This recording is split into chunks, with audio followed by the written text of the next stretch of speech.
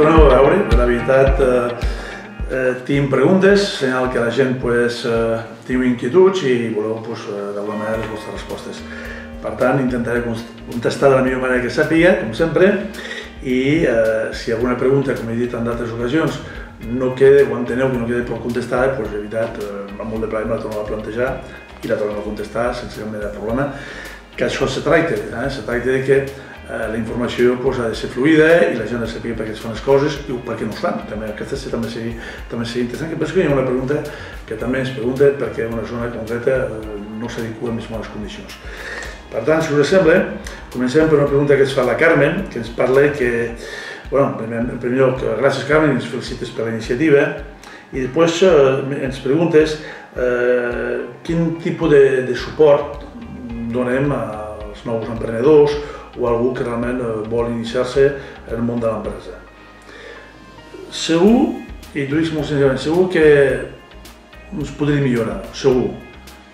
Però també s'ha de dir que se fan coses, sempre són coses que es poden millorar i tots voldríem que es pogués ajudar encara millor. Però jo penso que fem, hi ha 3 o 4 coses que em penso que són significatives i que val la pena potser que les comentem i ja veuràs que són interessants. Mira, la primera, hi ha un tema d'ajudes, em toca la una, per tant segur que estic gravant aquesta Almacén respon a l'una migdia, ajudes a la instal·lació de nous comerços. Tot el que és un nou comerç que es vol instal·lar a Almacén, durant els 2 primers anys té un seguit de bonificacions importants amb escombraries, amb IBIs, etc.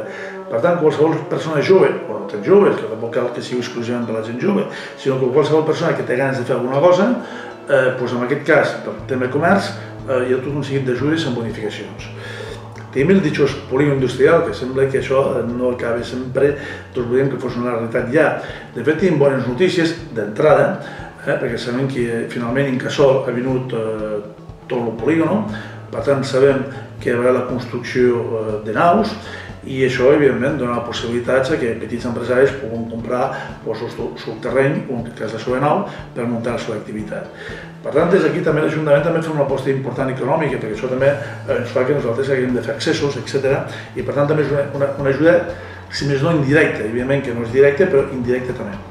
I després potser que aquí sí que contesta més la teva pregunta, és que s'estan treballant, els tècnics ho estan treballant, jo m'agradaria que fos per ahir, però malauradament la burocràcia i el moviment de documentació que genera el mateix Ajuntament, que és moltíssim, us faríeu creus. Després hi ha documents que són per fer coses, documents que són per intentar fer frenar l'Ajuntament, ja no entro en més detalls, però podem pensar a què em feia referència, i intentar que això no avanci. Estem treballant perquè a Casa Clara pugui crear un viver d'empreses. Això què vol dir? Això vol dir que nosaltres dissenyem un espai d'aquesta Casa Clara amb uns compartiments amb el qual qualsevol persona que vol intentar muntar la seva empresa pugui enxufar el seu ordenador i pugui instal·lar-se. Amb un preu molt reduït, insignificatiu, quasi bé.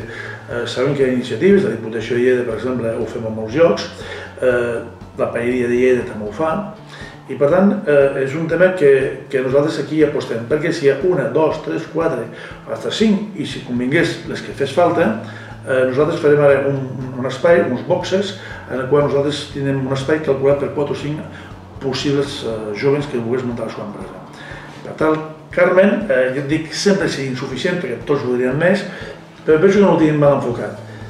Evidentment, la situació econòmica tampoc ha fet que la gent potser se llancés, ara és un bon moment, hi ha una certa reactivació econòmica i és ara quan l'Ajuntament també, d'alguna manera, hem d'accelerar aquests processos per poder tenir aquest viver d'empreses. Si no t'he contestat del tot, crec que sí, però si no, escolta, Carmen, amb molt de plaer, te torno a contestar sense cap inconvenient la pròxima vegada que tingui una resposta. Bé, tinc una pregunta de la Marta, que ens pregunta per què no s'arreglen els terrenys dels filetes, ja que les mares que anem amb el carrito tenim problemes. Bé, no ho podem arreglar del tot perquè no és nostre del tot. Penso que això ja és important. Això correspon al sector 6. El sector 6, ja sabeu que no tots els grups municipals estan d'acord en que aquella zona sigui zona d'equipament, per tant, que sigui zona del poble. Per tant, donem per entendre que els hi ha d'haver l'opció anterior queda que la zona d'equipament, i per tant la zona de les filetes, és a darrere l'Acadèmia del Senyor Pujol, és a dir, allà darrere, diguem, del tot, cosa que evidentment nosaltres no compartim, perquè nosaltres entenem que la sala polivalent, la Rambla, les filetes, el Parc d'Europa, tot això és un conjunt que és molt pràctic, ho hem vist el dia de les carrosses, no? Tens tota la desfilada de les carrosses, la gent té el ball, la gent té les filetes, que realment és un lloc esplèndid.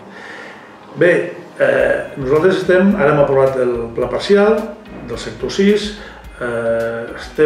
si els veïns ja han fet una nova oferta, que si ens poguessin cedir aquests terrenys l'Ajuntament per a el desenvolupament del sector, que és el que s'amoïna, i si això fos així, si nosaltres poguéssim disposar d'aquests terrenys, la idea que fa molt de temps que tenim al nostre cap és poder fer tota una gran llosa d'aglomerat d'Alquitrà, perquè ens entenguem, que pogués servir durant l'any per l'aparcament dels camions, que també els tenim una mica esbarriats per la resta del poble, és a dir, concentrar, si més no, tots els que estan a la zona de la Rambla, concentrar-los allà durant l'any, amb una il·luminació, amb totes les garanties perquè no s'hi poden sostreure gasoli o el que sigui, per tant, sigui un bon lloc, però això sí, pel setembre i pel març, aquests vehicles ja tindrem una alternativa perquè poguessin aparcar els seus vehicles i llavors ens quedaria una gran plataforma, tot d'Alquitrà, amb el qual evidentment els carritos s'hi trobem.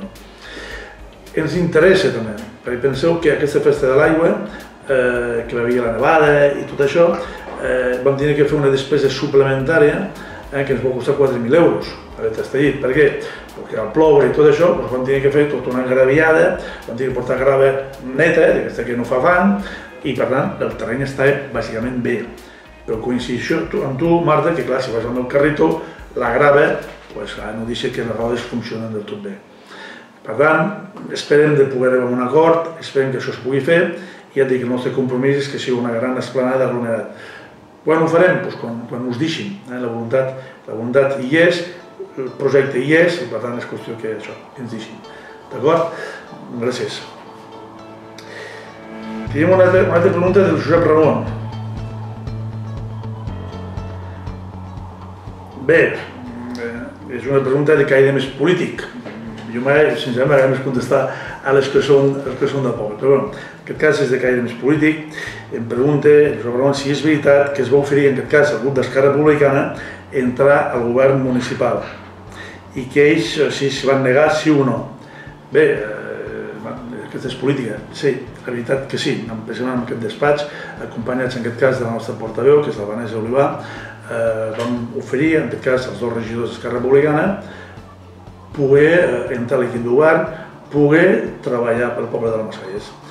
La resposta van dir que no, que ells no volien entrar a l'equip de govern i que ells tenien com a missió principal fer-nos fora de l'Ajuntament.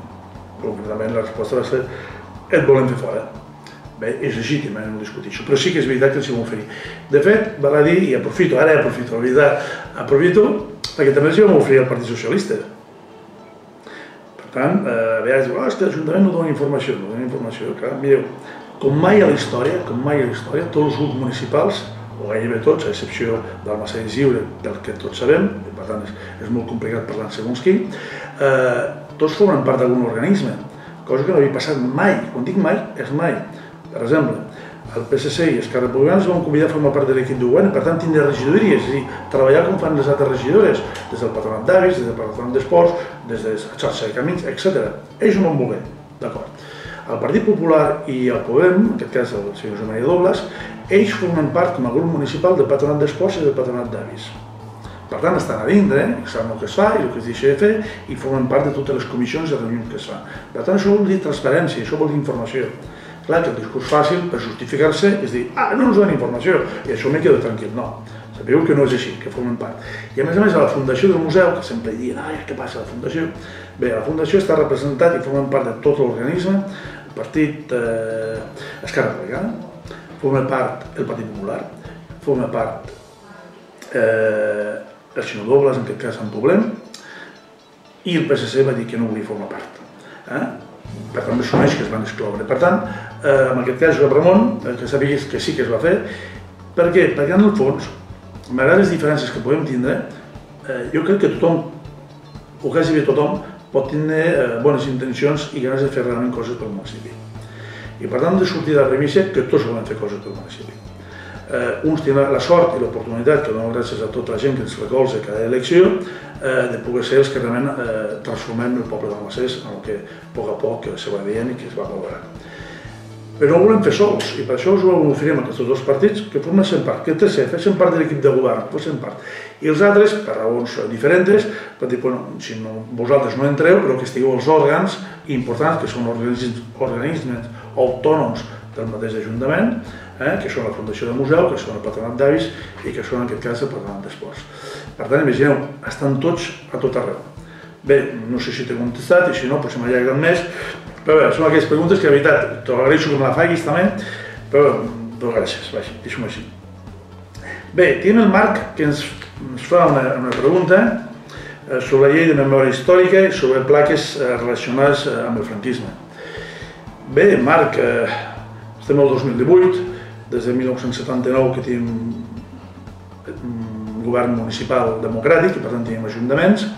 El primer ajuntament democràtic, si no m'equivoco, va substituir tota la senyalització franquista en els carrers i per tant només n'hi quedava una que si no me recordo malament es va substituir l'any 2005, que era d'un aviador que es diu García Morato i que mitjançant participació dels veïns se'ls va oferir 3 o 4 noms i en aquest cas van escollir Bartolomeu Blanc, que era un badoler del segle XVII.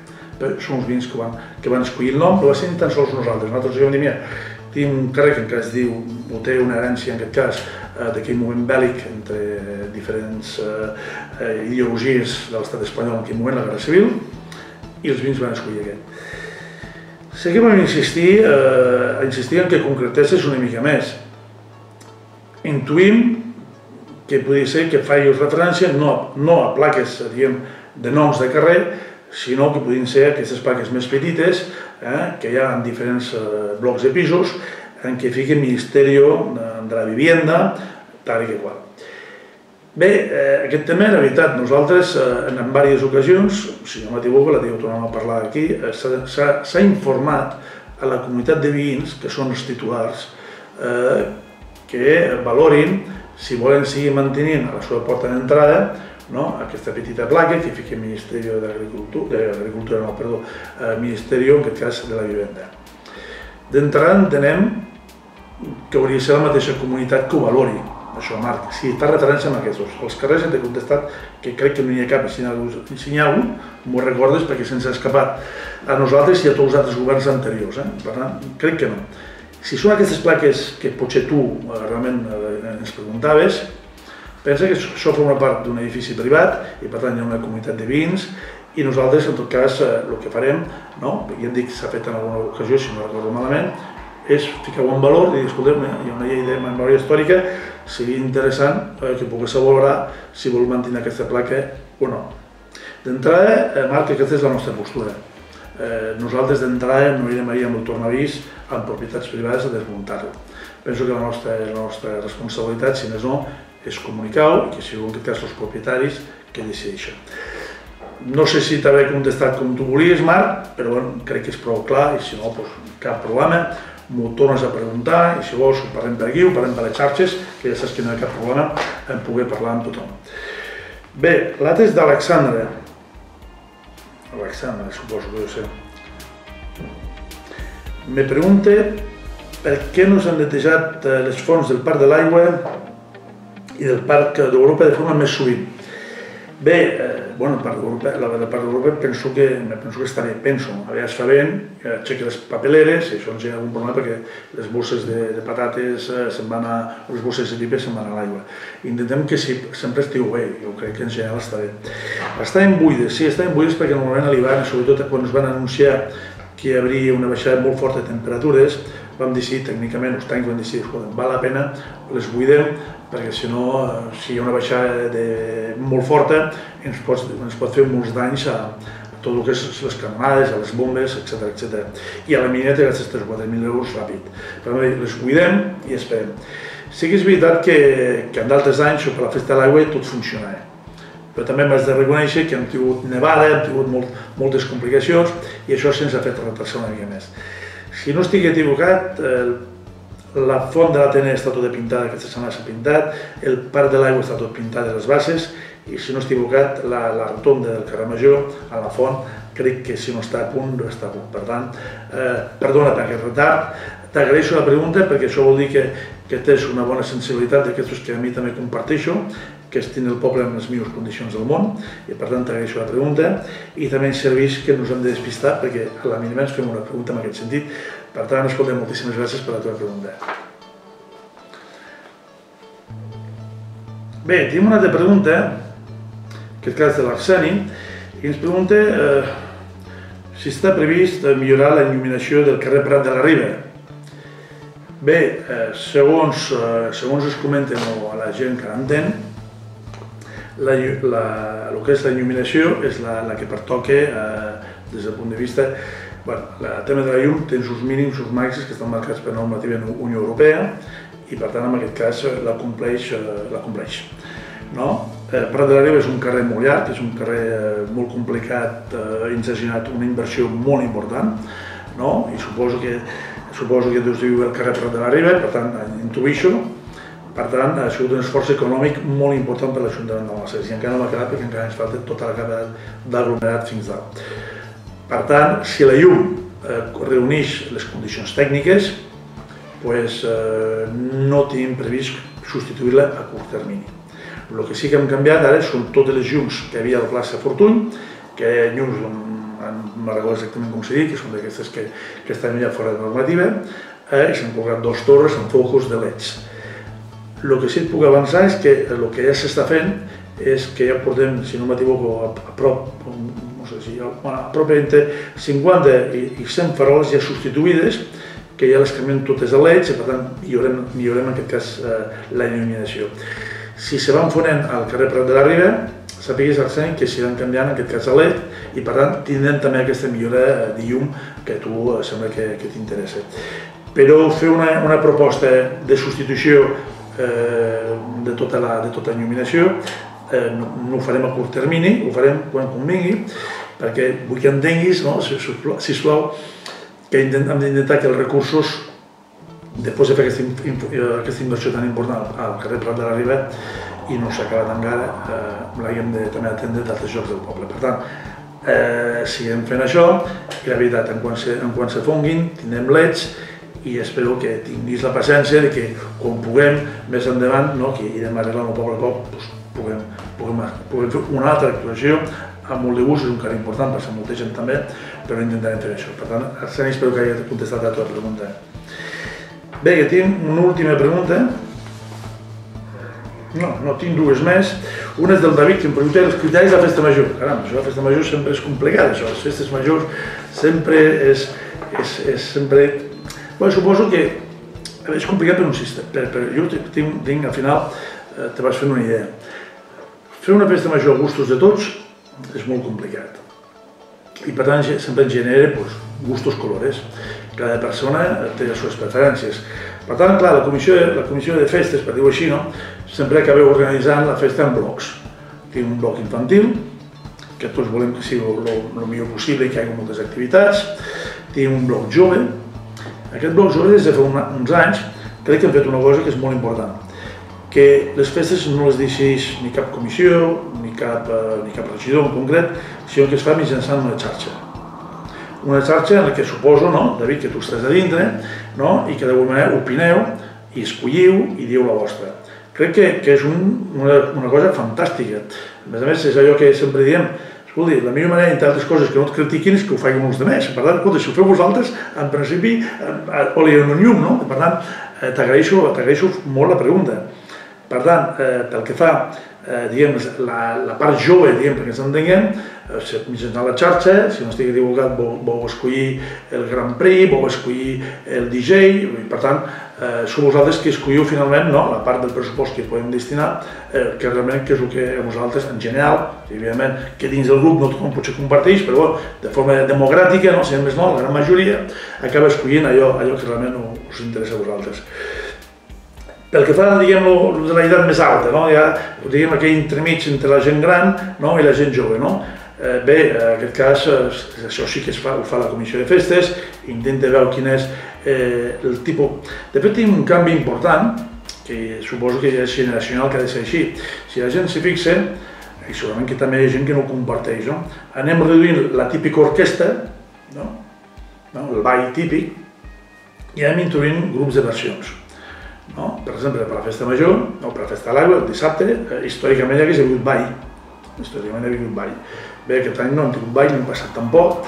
Tant aquest any com l'any passat se va portar el grup Estrenos, entre altres coses, perquè penso que hi havia alguna cosa que havia quedat pendent a la festa anterior i que per tant hi havia un compromís per poder seguir-ho fent, no? Sinó que hi havia un problema de so i vam dir, escolta, ho compensaremos con otro concierto, no? Alguna cosa així m'han dit, no? Però si et fixes, és un grup de versions que podríem dir que pot abarcar perfectament des dels 35, doncs ja podem dir fins als 65 anys, no? Que són tota aquesta generació, no? Que ja van viure els anys 70, van viure ja els anys 80, aquella generació que ja va créixer amb els Beatles, per dir alguna cosa, els Rollins, no? Som els de la CDC, som els de Boney M, si volem, no? Som tota aquesta gent, no? Del pop rock, no? Que som aquesta gran generació que abarcaríem, si tu vols, dels 35 als 65 com a mínim, no? I clar, ja ens queda finalment l'últim bloc, el bloc del concert de festa major, és el concert del ball, no? Que de fet, que està pensat per a la gent més gran, no? Per allà la gent ja jubilada, perquè ens entenguem, no? Però també sobre aquest punt, jo que per responsabilitat i perquè me toca com a alcalde tinc que intentar anar, si puc, perquè clar, no puc dividir, però intentar anar a tot arreu, si ens hi fixem, tant els concerts, per exemple, el concert que va haver aquest any que va fer la Meravella, el concert allò sentats, el gran concert, no? Vam fer un apartat sobre la banda sonora de Grease, no? Olivia Newton-John, John Travolta. Clar, però si et fixes fins i tot aquells concerts clàssics, no? Amb les trompetes, amb tots els instruments, si tu vols, de corda, i d'aire i tal, de percussió, ja no toquen allò, concerts, allò, l'Aranjuez, per dir alguna cosa, perquè ens sentiu una mica, no? O sigui, t'estan tocant ja, diguem, bandes sonores, no?, dels finals dels anys 70. Per tant, fins i tot les mateixes orquestres estan dient aquesta transformació, no? Perquè, clar, suposo que si toquen aquests concerts, doncs cada vegada potser no m'hi menys gent. Per tant, com aquella generació de les discoteques, que són, diguem, la meva generació, com aquell que diu, són els que anem espenyent, no? I vosaltres ens espenyeu nosaltres, anem espenyent. Clar, la música fa aquest mateix procés, també va canviant. Per tant, imagina't un concert de festa major i amb la banda sonora de Grease. Perfecte, però hi havia gent allà que diu, a mi aquest concert no m'agrada gaire, que toquen aquestes cançons que a mi no m'agraden. Però és l'evolució i per tant és el canvi i s'ha de saber on adaptar. Per tant, no sé si t'he contestat del tot, David, però una mica és aquest el criteri. Ja et dic que és difícil, perquè clar, quan un té nens petits, la seva prioritat són els nens petits. Quan els té mig, és que el nen s'ho passi bé. I quan és gran, vol que li agradi. Per tant, sempre és molt complicat i segurament no s'acerta mai. Però sàpigues, David, que ho fem amb tota la bona voluntat del món, tant nosaltres com també en aquest cas els que ho organitzeu mitjançant la xarxa jove. I finalment, la pregunta és del Kevin. Kevin, que ens pregunta per Carnaval de l'any que ve si podíem comptar la batucada Sant Balà. Bé, jo el que tinc entès és que la regió de Cultura ja està en contacte amb ells, ja saps que des de l'Ajuntament col·laborem amb els espais, etc. Per tant, hi ha una molt bona sintonia, estem molt contents, penso que és important que per això es va promoure també des de l'Ajuntament, vam ajudar que això fos una realitat, entre altres coses perquè penso que la música de percussió, en aquest cas, i ho vam veure per la Festa de l'Aigua, no? Realment se va portar molts premis, sobretot en aquest cas les comparses, perquè realment és molt emocionant des del punt de vista musical. Bé, nosaltres tenim previst, com m'ha deixat la nota de la regió, són 2 actuacions a l'any. Per tant, la batucada la tindrem, en aquest cas, la Xambala la tindrem 2 cops aquest any 2018. No podem abusar, entre altres coses, perquè no sé si ells tampoc voldrien tocar tan sovint, sinó que a vegades repetir moltes coses, a vegades a tots ens passa, segurament a tu també, Kevin, si sempre sentis la mateixa cançó, doncs al final potser te cansa una mica. Per tant, entre rotacions, però 2 actuacions estan garantides. Bé, espero que us hagi contestat a tots, us agraeixo a vosaltres. Sense vosaltres aquest programa no us podria fer, per tant, us ho agraeixo. La possibilitat, doncs això, d'explicar i de donar respostes al que vosaltres potser us pot suposo amoïnar o interessar. Bé, ho deixem aquí, us ho agraeixo moltíssim i per la propera, com aquesta vegada potser ens hem allargat una mica més, no ho sé, feu les curtetes les preguntes perquè si no farem uns vídeos molt llargs i potser també llavors cansarà. Segurament que algú dirà la pregunta era curta, el que s'ha allargat és tu, i segurament que també tindrà molta raó. Moltíssimes gràcies i a la propera.